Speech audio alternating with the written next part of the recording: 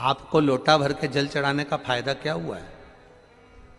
अब सुनना, पूरे भारत के लोग और पूरे देश विदेश में बैठे हुए जितने भक्त इस आस्था चैनल के माध्यम से कथा सुन रहे हैं, महाराज भगवान का एक नाम है भिक्षुवर, और भिक्षुवर अवतार की कथा कल चल रही थी। भगवान शंकर जब सत्यारथ के मर जाने के बाद उसकी धर्म पत्नी गर्भ से थी, और वह धर्म पत्नी भी बच्चे को जन्म देकर घाट पर छोड़कर जब पानी पीने के लिए गई तो घड़ियाल ने, मगर ने उसको पकड़ लिया और वो धर्म पत्नी भी मर गई। पार्वती जी के मन में संशय आ गया था, पार्वती जी के मन में संशय प्रकट हो गया था कि ये शंकर भगवान की उपासना करता है, ये शिव का भजन करता है। राजा सत्यारथ शंकर भगवान को जल चढ़ाता है, राजा सत्यारथ भगवान शंकर की आराधना करता है, शिव की आराधना करता है। उसके बाद भी इसके प्राण छूट गए। इसकी धर्म पत्नी वो भी भगवत भजन में डूबी रहती है, उसके प्राण छूट गए। इसकी राज सत्ता चली गई, उसका वैभव चले गया, उसका बच्चा नदी के घाट पर पड़ा हुआ है। शिवजी के सामने प्रश्न का अंबार था, भगवान शंकर के सामने ढेर प्रश्न थे।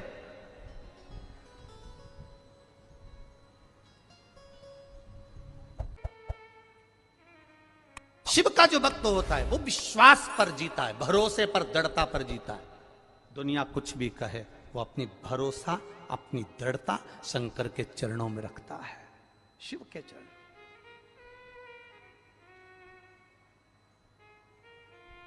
पार्वती, तुमने राजा सत्यारथ का जीवन देखा है, तुमने राजा सत्यारथ के लिए, तुम कह रही हो कि राजा सत्यारथ पूजन करता था, पाठ करता था, अर्चना करता था, शंकर को जल चढ़ाता था, शिवालय जाता था, और उसकी धर्म पत्नी भी जल चढ़ाती थी, शिवालय जाती थी। उसका बच्चा पड़ा हुआ है, उसका पूरा वैभव चले गया। शंकर की आराधना करने वाले को इतना कष्ट होगा, शिव की आराधना करने वाले को इतना दर्द होगा, शंकर की आराधना करने वाले को इतना दुख होगा, ये तो होना नहीं चाहिए था। ये दुख कैसे आया?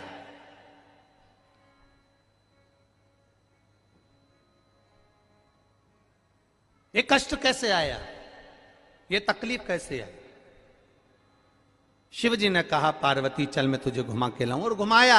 जलाशय में पार्वती जी को पूरी लीला का दर्शन करा दिया कि पूर्व समय के भोग के कारण, पूर्व समय के दूसरे का सामान ले लिया था, दूसरे के घर पर आक्रमण कर दिया था, दूसरे का वैभव चुरा लिया था, दूसरे का धन चुरा लिया था, दूसरे की सत्ता चुरा ली थी। इसलिए इस जन्म में भले मेरा भजन करा इसने, मुझ पर जल चढ़ाया इसने, मेरी आराधना करी इसने, पर पूर्व कर्म का भोग तो भोगना पड़ेगा। हम पहले भी कथा में कहे, तुम वेद पुराण को मानो ना मानो,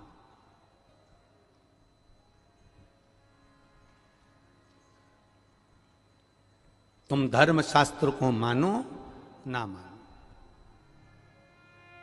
तुम अपने बड़ों को मानो ना मानो, तुम अपने गुरु को मानो ना मानो, पर इतना जरूर मानकर चलना कि कर्म का भोग तो परमात्मा को भी भोगना पड़ा, तो अपन तो मनुष्य हैं, भोगना पड़ता ही है, पड़ेगा। कोई तुमसे कह दे मेरे पास आकर बैठ जा, मैं दुख नहीं आने दूंगा। कोई तुमसे आकर कह दे कि मेरे पास आकर बैठ जा, मैं ऐसा काम कर दूंगा कि तुम्हारे जीवन में दुख नहीं आएगा, तकलीफ नहीं आएगी, कष्ट नहीं आएगा, तो समझ लेना कि ये बेवकूफ बना रहा।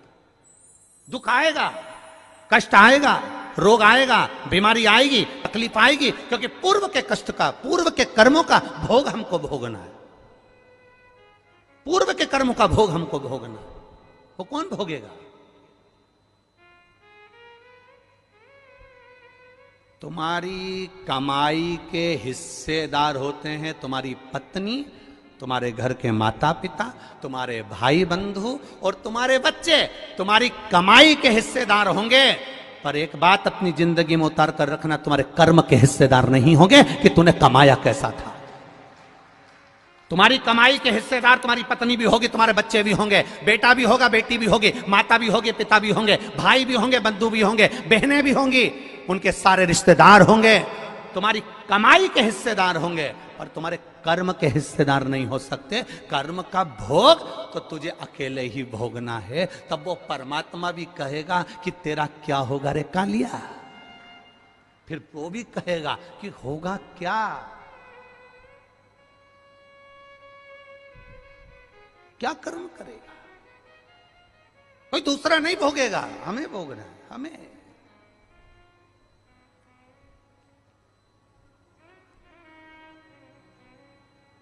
महाराज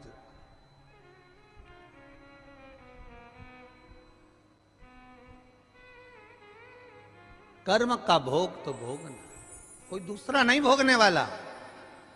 पार्वती सत्यरथ को कर्म का भोग भोगना था। पूर्व में इसका वैभव इसने दूसरे का चुराया था, इसलिए आज इसका वैभव चले गया। पूर्व में इसने जो कर्म किया था उसके कारण इसका ये कर्म चले गया। तो फिर आपको लोटा भर के जल चढ़ाने का फायदा क्या हुआ है? अब सुनना, पूरे भारत के लोग और पूरे देश विदेश में बैठे हुए जितने भक्त इस आस्था चैनल के माध्यम से कथा सुन रहे हैं, अब सुनिए। ये कथा में भिक्षुवर अवतार भगवान शंकर का हुआ है 14वें नंबर का। उस कथा को ध्यान से सुनना। 19 अवतार में से एक अवतार है और यह हम सब के लिए है आज शिवरात्रि के दिन, कि दुनिया के लोग कहेंगे, दुनिया के लोग कहेंगे फिर वो सत्यारथ मरा क्यों, फिर वो उसकी पत्नी को घड़ियाल क्यों खा गया, फिर उसका वैभव क्यों चले गया। कई लोग कहते हैं ये दुख क्यों आता है, तकलीफ क्यों आती है, कष्ट क्यों आता है, ये पूर्व कर्म का भोग है। फिर हमने शंकर जी को जल चढ़ाया, शिव जी की आराधना करी, शंकर को हमने पानी चढ़ाया, शंकर जी के मंदिर गए, शिवालय गए, देवालय गए, फिर उसका फायदा क्या हुआ, उसका लाभ क्या हुआ। तो फिर शंकर भगवान ने पार्वती जी से कहा अब उसका जल चढ़ाने का लाभ तुम देखो पार्वती, तुम देखिए। देवराज नाम का चोर ब्राह्मण था, ब्राह्मण कुल में जन्मा था, पर चोरी कर कर धन लाया। चोरी करेगा। भगवान ने जितना बड़ा पेट दिया है ना, 1 बीता का दिया तो 1 बीता का, 2 बीता का दिया तो 2 बीता का, जितना बड़ा पेट दिया है भगवान ने उसको पेट भरने के, पेट दिया तो पेट भरने के लिए भगवान ने उसको भोजन भी दिया। ये पेट भरने की जवाबदारी तो मेरे भोलेनाथ की है, पर पेटी भरने की जवाबदारी मेरे भोलेनाथ की नहीं है। तो बस इस पेट से हटकर जब दूसरा कहीं काम, लोभ, आसक्ति, वासना, तृष्णा, देवराज के साथ हुआ क्या था? देवराज की पत्नी थी, बच्चे थे, जो पत्नी थी, बच्चे थे, उनके पेट भरने की जवाबदारी भी भोलेनाथ की थी। भोलेनाथ ने पेट भरा, पर दिक्कत कहां खड़ी हो गई? जब देवराज अपनी बुद्धि को भ्रष्ट कर लिया। बुद्धि कब भ्रष्ट हुई? जब देवराज ने एक सुंदर कन्या को देख लिया, सुंदर स्त्री को देख लिया, स्त्री के चक्कर में पड़ गया। स्त्री ने कहा मुझे सुंदर सोने का हार ला कर दो, उसने हार ला कर दिया। मुझे सुंदर ये सामान ला कर दो, उसने ला कर दिया। अब उसके पास जितना धन था उसने खर्च कर दिया, अब कहां से लाएगा? तो उसने फिर चोरी करना प्रारंभ करा। जब अति होने लगती है, जब किसी चीज की जरूरत ज्यादा पड़ने लगती है, तब वो चोरी करना प्रारंभ कर। जल चढ़ाने का फल क्या है? शिव जी ने कहा देवराज की कथा याद रखो, शंकर जी के मंदिर में चोरी कर का धन लेकर गया, वापिस लौट कर आया, आने के बाद बेलपत्री के वृक्ष के नीचे बैठा था और स्वास्थ्य खराब हुआ, शरीर में ताप पड़ा, बीमारी हो गई, रोग हो गया, मर गया। मरा, शंकर जी ने उसके लिए नंदी लगाया, नंदी पर बैठकर वो कैलाश धाम गया। तो इसने तो पाप करा था, इसने तो चोरी करी थी, इसने तो ये चोरी का धन लाया था, और इसने तो कभी शंकर का गुणगान नहीं करा। फिर मरकर इसको कैलाश धाम कैसे मिल गया? तो देवराज ने भी ये प्रश्न किया। तो भगवान शंकर नंदी पकड़कर जब चल रहे थे तो नंदी जी बोल दिए, सुन देवराज, ये तेरा पुण्य नहीं है, ये तेरा पुण्य नहीं है देवराज, जो तुझे मिल रहा है कैलाश धाम, ये पुण्य है तेरी बूढ़ी माँ का, जो रोज शंकर के मंदिर जाती थी, लोटा भर के जल चढ़ाती थी, उसका पुण्य बेटे के हिस्से में आ गया। मत्स्यरथ क्यों चला गया? उसकी पत्नी क्यों चली गई? शंकर भगवान ने कहा यह कर्म का भोग था, कर्म का भोग, कर्म का भोग था। महाराज फिर लोटा भर जल चढ़ाने का फल क्या मिला इस सत्यरथ को। अब शिव जी ने कहा, सुन पार्वती, लोटा भर के जल चढ़ाने का फल क्या मिला? उसका फल ये है, अगर ये नारी गर्भ से होती, पानी पीने जाती और घड़ियाल इसको मार देता तो इसके घर में दिया जलाने वाला भी नहीं बचता, इसका पूरा वंश मिट जाता। इसके बच्चे का जन्म पहले करवाया, बच्चे का जन्म पहले करवाकर घाट पर सुलवाया। पानी पीने ये अकेली गई, इसको मगर ने पकड़ लिया, इसके बच्चे को संभाल कर रखा, क्योंकि इसने जो जल चढ़ाया था उस जल का फल ये मिलेगा कि इसके बच्चे को वापस वही वैभव फिर प्राप्त होगा। थोड़ा धैर्य रखना पड़ेगा, थोड़ा धीरज रखना पड़ेगा, थोड़ी सहनशीलता रखना पड़ेगी, थोड़ी आनंदता रखना पड़ेगी, थोड़ी सहजता रखना पड़ेगी। क्या देगा वो उसके ऊपर। आपका चढ़ाया हुआ एक लोटा जल क्या फल देता है, आपका चढ़ाया हुआ एक लोटा जल आपको क्या प्रदान करता है, ये आपको मालूम पड़ेगा कि आपने जो लोटा भर के जल चढ़ाया था उसका फल क्या मिला है, उसका आनंद क्या मिला है, उसका सुख क्या मिला। शिव की कथा कर पार्वती, अभी तुमने देखा कि सत्यारथ चले गया, अभी तुमने देखा कि उसकी धर्मपत्नी चली गई, अभी तुमने देखा कि उसका सारा वैभव चले गया। अब तुम पूछ रही हो कि शंकर भगवान को जल चढ़ाने का फल क्या है। अब मैं वो फल का दर्शन तुम्हें करा रहा हूं।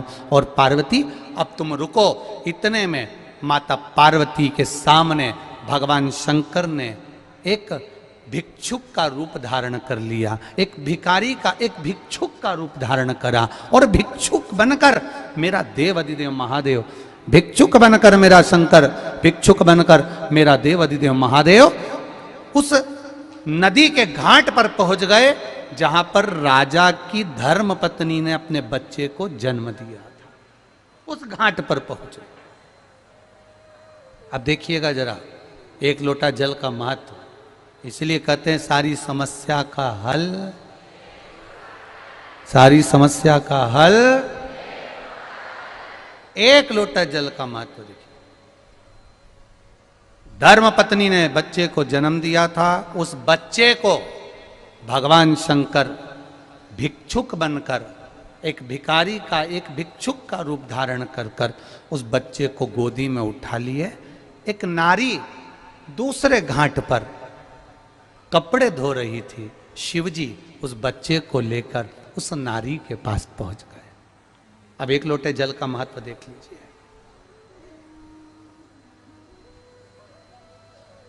उस नारी के पास पहुंच गए मेरे भोलेनाथ और मेरे देवाधिदेव महादेव। जब उस नारी के पास में पहुंचे, मेरे देवाधिदेव महादेव ने आवाज लगाकर कहा, माता माता माता। इतने में कपड़े धो रही हुई उस नारी, कपड़े धो रही उस नारी ने जैसे ही आवाज सुनी, वस्त्र का जल धोते ही नदी के अंदर जो कपड़ा था उसने देखा, देखते से ही वो जल मेरे महादेव के ऊपर जाकर पड़ गया। हे शिव, ये आपकी कृपा है। अब जल कौन सा पड़ा भोलेनाथ जी पे? जल कौन सा पड़ा था? जो कपड़े धो रही थी वो बूढ़ी मां, और शिवजी बनकर गए भिक्षुवर, भिक्षा मांगने वाले, एक भिक्षुक बनकर एक भिखारी का रूप धर कर गए हैं मेरे भोलेनाथ, और जाकर खड़े हुए। अब देखिए जरा, बड़ा विचित्र बात है। शिवजी जाकर खड़े हुए, मां मां मां। शंकर जी ने आवाज लगाया। जैसे ही शिव जी ने आवाज लगाया, बूढ़ी मां ने जो पलटा, कपड़े का छींटा का पानी देवाधिदेव महादेव पर चला गया। कपड़े के छींटे का पानी महादेव पर गया।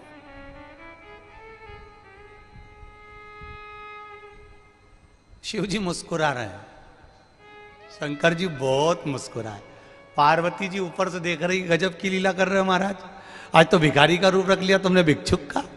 शंकर भगवान बोले, जैसा रूप रखा है वैसा जल भी चढ़ा है। शिव जी बोले कि जैसा रूप रखा है ना वैसा जल भी चढ़ा है। ये जल कोई साधारण है क्या?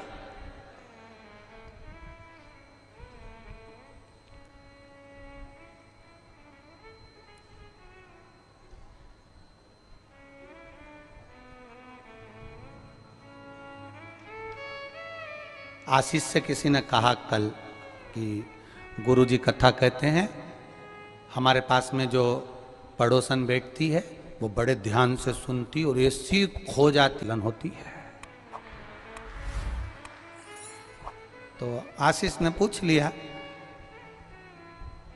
1 2 3 4 5, जैसे ये लाइन से ऐसे 5 खंबे हैं, ऐसे पीछे से 5वें छठे खंबे की बात होगी, ठीक है।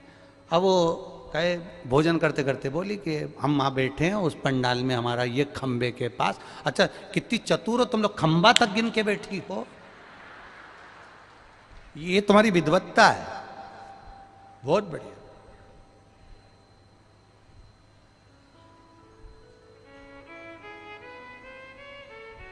ये तुम्हारी विद्वत्ता है। आज एक माता जब दिखी आरती के समय पर, जब हम आरती कर आ रहे थे, तो खंबे में उसका जो तिलक था वो यहां से लाल कलर का ऐसा था और 2 पीले कलर का ऐसा था। तो हम थोड़ी देर रुककर पूछ लिए ये ऐसा क्यों है। कहने लगे कथा में बहुत सारे लोग खो रहे हैं तो हम सब ने डिजाइन ऐसी बना ली है, सभी की डिजाइन एक जैसी, कहीं तो मिलेंगे और ऐसे ही मिलेंगे। बस अपनी भी डिजाइन ऐसी ही है। जितने कथा सुनने आए हो ना, ये कहीं नहीं मिलोगे, कैलाश बाबा के दरवाजे पर, कैलाश अधिपति पर जरूर मिलोगे, ये निश्चित है। वो बुलाएगा महाराज। अब भिक्षुक बन गए, आप भिखारी का रूप ले लिए। शिव जी बोले अपने भक्त के उद्धार के लिए 1 लोटा जल जो चढ़ाया था उसके पिता ने, 1 लोटा जल जो उसकी माता ने चढ़ाया था, सारा वैभव उसका चले गया था। अब कोई बात नहीं, उस जल का कर मुझे चुकाना है, जल का कर मैं चुकाऊंगा। क्या दिया? अब भगवान शिव जी ने कह दिया, देवादिदेव महादेव ने कह दिया मां भिक्षाम दे। इतने में तो बुढ़िया को आ गया गुस्सा। अब शंकर भगवान ने भी जो रूप रखा था वो भी बूढ़े का रूप रखा था, बुजुर्ग का रूप रखा था। तो अब बुढ़िया को आया गुस्सा और बुढ़िया ने पलट कर, पहले तो वो छींटा दे दिया, पलट के बोली तेरी अपनी भी तो उम्र देख ले। अब महादेव तो महादेव खूब मुस्कुराए, हंसे, प्रसन्न हुए, क्योंकि शंकर का जो भक्त होता है वो बड़ा भोला होता है, बड़ा भोला। शिव जी ने देखा मेरा ओघड़ी, मेरा भोलेनाथ भिक्षु बनकर आया, भिक्षुक बनकर आया मेरा भोलेनाथ, और भिक्षुक बनकर मेरा विश्वनाथ जब सामने आकर खड़ा हो गया। मां कहती है क्या बात है बाबा? मां ने कहा, पूछा, शंकर भगवान बोले इस बच्चे को मैं आपको देना चाहता हूं। मां ने पूछा मैं इस बच्चे का क्या करूंगी? इतने में शंकर भगवान तुरंत कहते हैं इस बच्चे को तुम पाल पोस कर बड़ा करना, बाकी की जवाबदारी मेरी है। तो इतने में बूढ़ी मां बोली सारी जवाबदारी तेरी है तो तू इधर ले, मुझे काय दे रहा है? नहीं, मां बच्चे को पाल पोस कर बड़ी करती है। दुनिया में केवल एक मां ऐसी होती है जो बच्चे को संस्कारित बनाने का कार्य करती है। पिता कमा कर लाकर दे सकता है, पिता कमाई कर लाकर दे सकता है, पिता अच्छी एजुकेशन दे सकता है, पिता अच्छे स्कूल में एडमिशन करा सकता है, पिता अच्छे कॉलेज में पढ़ा सकता है, पर घर की मां की जवाबदारी होती है कि बच्चों को संस्कार देना, बच्चों को ज्ञान देना और बच्चों को विद्वान बनाना। ये घर की माता की जवाबदारी है। पिता धन ला सकता है, दे सकता है, पर जवाबदारी मां की होती है। ये आपकी जवाबदारी है इसको पाल पोस कर बड़ा करना। तो इतने में बूढ़ी मां ने पूछ लिया तू क्या करेगा? अब इसको ये नहीं मालूम कि ये महादेव है, ये तो भिक्षुक है, तू क्या करेगा? शंकर भगवान बोले इसके भरण पोषण की जवाबदारी मेरी है। इतने में बूढ़ी मां ने कहा मेरे घर में जगह नहीं, छोटा सा झोपड़ा बना कर रह रही हूं, छोटा सा झोपड़ा। अब शिव जी ने कहा बाकी की जवाबदारी मेरी है, बुढ़िया को दिया। बुढ़िया ने कहा मैंने कपड़ा धो रही थी, इतना में तू आ गया और कपड़े का पानी तेरे पे पड़ गया, कपड़े का पानी तेरे पे पड़ गया।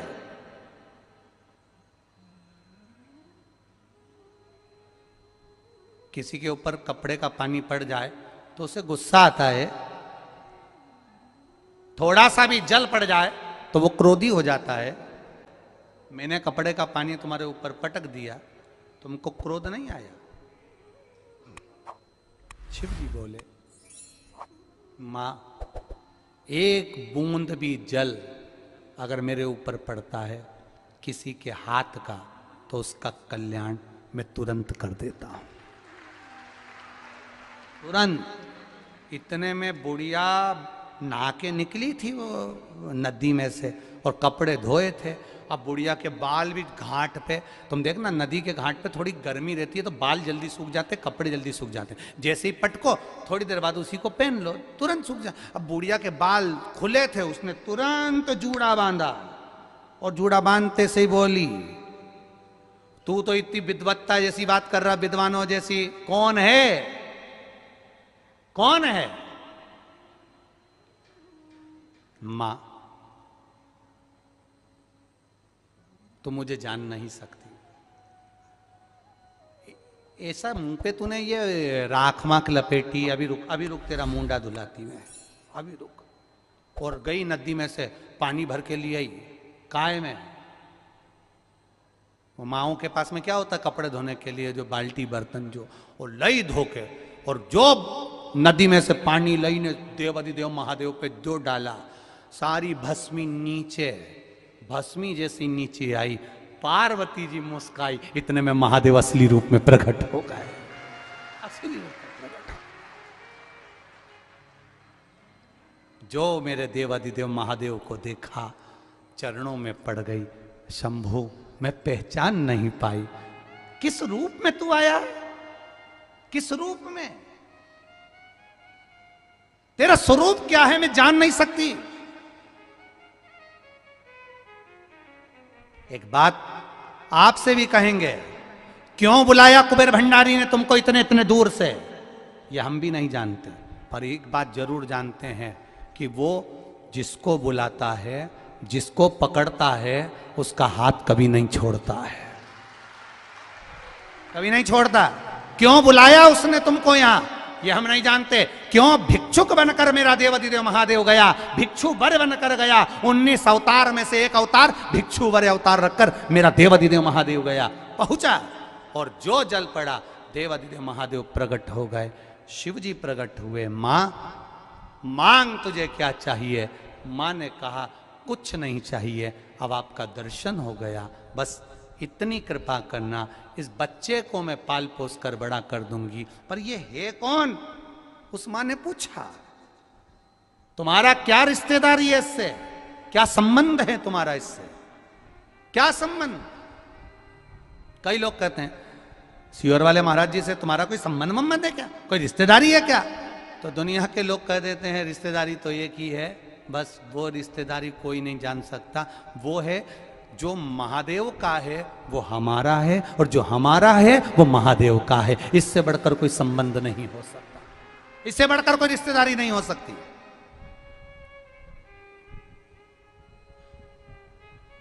शिव पर भरोसा करने वाला इतनी जल्दी टूटता नहीं है, शंकर पर विश्वास करने वाला इतनी जल्दी दिखता नहीं है, बहुत सोचता है शिव पे भरोसा करने वाला। अब मां, मांग तुझे क्या चाहिए? बूढ़ी मां ने कहा नहीं मुझे कुछ नहीं चाहिए, बस अब ये पूछना चाहती हूं, मेरे ऊपर बस एक कृपा कर दो, मुझे ये बता दो कि इस बच्चे से तेरा संबंध क्या है। शंकर भगवान से पूछ रही, इस बालक से तुम्हारा संबंध क्या है, इस बच्चे से तुम्हारी रिश्तेदारी क्या है?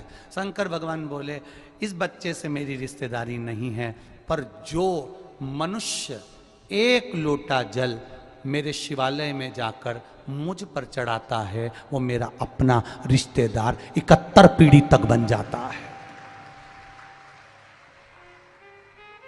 एक पीढ़ी का संबंध नहीं है तुम्हारा। उज्जैन के ऋण मुक्तेश्वर मंदिर में बड़े बड़े अक्षर में लिखा है, पत्थर से गुथा हुआ, कि शिव महापुराण की कथा सुनने वाला, शंकर भगवान पर एक लोटा जल चढ़ाने वाला, कोई टीवी पर सुने, फेसबुक पर सुने, यूट्यूब पर सुने, चाहे पंडाल में सुने, शिव महापुराण की कथा सुनने वाला शंकर भगवान की 71 पीढ़ी से जुड़ जाता है। अर्थात आपकी 71 पीढ़ी मेरे महादेव की पीढ़ियों में जुड़ा हुआ है, जुड़ी हुई है। अब ये जल इसके पिता ने चढ़ाया, ये जल इसकी माता ने चढ़ाया, वही जल का फल मुझे देना है, उस जल का फल मुझे देना है।